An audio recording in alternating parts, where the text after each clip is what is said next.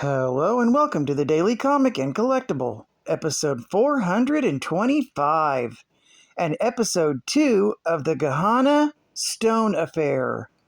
Today, the collectible of the day is the Kotobukiya Artfx Plus line X-Men 92 animated series Wolverine 1/10 scale statue. In 1992, Fox Network revolutionized superhero comic adaptations with the groundbreaking animated series X-Men. Featuring complex storylines pulled right from the pages of Marvel Comics, as well as cool characters and high-quality art, the animated series gained instant acclaim, and has continued to be popular to this day. Now you can collect the stars of the show that first aired in 1992. Today, the spotlight is on Wolverine, that came in a 2-pack set with his sidekick, Jubilee. Despite being very different, she and the scrappy brawler Wolverine would become good friends and share many adventures. Now Wolverine joins the 1/10 scale Artfx Plus scale lineup, capturing the classic animated look. Nostalgia reigns supreme, and mutants are back in action. Here is one of the most beloved X-Men ever, Wolverine, and he's rocking his classic blue and yellow costume. He stands in a very low attack pose, hunched forward threateningly with a grimace on his face and his claws popped and ready. Costume is incredibly vibrant with bright colors recreating the vintage feel in bold yellow, blue, red, and black. Wolverine was sculpted in the 1/10 scale, 7-inch height size, and this entire 10-piece set is based on the 1992 animated series X-Men. As a special bonus, the boxes are decorated with art and details resembling packages from the early 90s, including cutout trading cards like early 90s toy lines, sculpted by Kaida Misono and was released by Kotobukiya. Now, the comic of the day is Wolverine, Volume 2, Issue number 12, with a cover date of late September 1989. This is part 2 of my 6-part Gehenna Stone Affair arc, with story by Peter David, art by John Buscema, and cover by Kevin Nolan. Part 2 is titled Straits of San Francisco. We continue from the last issue, when the horde of vampires were attacking the courthouse. We open as a horde of vampire creatures swarm the competency hearing held for Bert Corrigan. The presiding judge attempts to call the authorities to get their help. However, they find his story about vampires and a man dressed like Harrison Ford too much to believe. While out in the courtroom, Patch, Archie, and his brother Bert, on horseback dressed like Indiana Jones, fights off the horde of vampires. As they fight, Jessica Drew arrives on the scene. As Patch fights off swarms of vampires that have descended on Archie, Bert makes a break for it on his horse, with Jessica hopping on for a ride. As the police arrive, Patch and Archie steal a cop car and chase after them, with another squad car stolen by the vampires, seeking to catch up with Bert.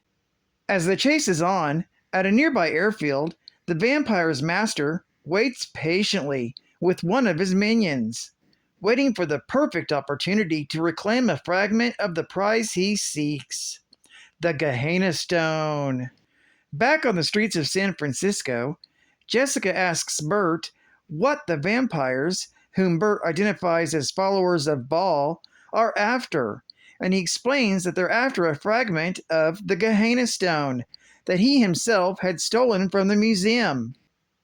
The chase carries them all over the streets of San Francisco, with 2 cars full of vampires and the police car carrying Logan and Archie. As Bert and Jessica continue to try and elude their pursuers, Logan and Archie try to stop the vampires as well. After succeeding in causing one car to crash, Logan is gunned down and crushed between his car and a car full of attackers. Logan then plays possum until the enemy car is on a one-way collision with a trolley. Before they can get out of the trolley's path, Logan then uses his claws and keeps the car in its path, causing them to collide. With their pursuers either shaken off or killed, Logan and Archie catch up with Jessica and Bert. Archie is furious about his predicament. However, Logan manages to calm him down, realizing that San Francisco is likely to be swarming with vampire followers of Baal, not to mention the police out looking for them. Logan convinces his friends that the best thing to do is to take Bert back to Madripoor. Archie reluctantly agrees, and Patch hotwires a car for them to get away in a less conspicuous manner. To be continued tomorrow in issue number 13. Geek Fact. This is considered a minor key, being the first cameo appearance of Baal Hadad, and the first appearances of Saul Bal and Maroney. Bonus Geek Fact. Bert Corrigan compares Jessica Drew to Marion Ravenwood and Willie Scott, both of whom were leading ladies in the Raiders of the Lost Ark franchise, and both of whom served as love interests to Indiana Jones. Another bonus geek fact. During the car chase scene, a couple stops to ask what kind of store he has that's having its grand opening. The owner tells them it's a new comic book store, and his store in Vegas got wrecked. Fortunately, his good friend, Bill Leibowitz, suggested he move out there because it's much quieter. Right after that was when Wolverine sliced the car's tires, causing it to destroy the new comic shop. So who is Bill Leibowitz? Bill Leibowitz was one of the original owners of Golden Apple Comics, located in Hollywood, Los Angeles, California. Bill was also a yo-yo champion in the late 1950s and co-founder of Rhino Records, and had recurring roles as himself in Archie Comics. After Bill purchased his co-owner's share, he opened a second location in Northridge in 1983. Leibowitz was well known for host signings by comic book artists and writers, as well as his anti-censorship activism. After Leibowitz's death in 2004, his widow Sharon and son Ryan took over the business and continue to run the store to this day. Golden Apple Comics has regularly hosted celebrity guests such as Stan Lee, Frank Miller, Mark Silvestri, and George A. Romero, and has been frequented by famous patrons such as Michael Jackson and Michael Boatman. In fact, DC Comics Vice President Bob Wayne called Golden Apple Comics one of the most important comic book stores in the world. Advertising ad facts. Now you can be Indiana Jones. And we don't mean the dog. Play the Indiana Jones interactive telephone adventure game. Choose from 6 games and win great indie collectible prizes. Only $2.50 per call. Touch-tone phones only. Come on, people. It's almost the 90s. Replace that rotary dial. Plus, don't miss Indiana Jones and the Last Crusade at your local theater. Introducing a winning combination for breakfast. The Nintendo Cereal System. Nintendo's for breakfast now, with 2 cereals in 1. Wow! Super Mario Brothers! And Zelda, too. Wow! Mix 'em! Match 'em. Crunch 'em. You just can't lose. You get fruit-flavored Mario's! shrooms, and goombas. Berry-flavored links, hearts, and shields. Extra, extra! Read all about it! Nintendo breakfast is news! The Nintendo cereal system. If you can't beat 'em, eat 'em. And final geek fact. Baal was born as Hadad in Nippur, Sumer, modern-day Iraq, and eventually became the storm god of the Anunnaki.